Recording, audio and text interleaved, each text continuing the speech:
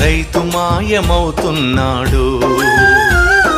భూమి మాయమవుతున్నది ఓరన్న, రైతు మాయమవుతున్నాడు. పరిశ్రమల పేరిట, ఫ్యాక్టరీల పేరిట, ఆధునికత పేరిట, అభివృద్ధి పేరిట పొలము గుండె తొలుచుకొని పొగగొట్టాలొస్తున్నా.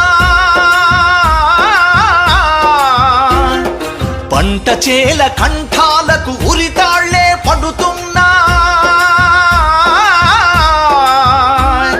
నేల నిఘంటువులోన గతకాలపు వైభవంల రైతు అనే పదమొకటి నిక్షిప్తం అవుతున్నది.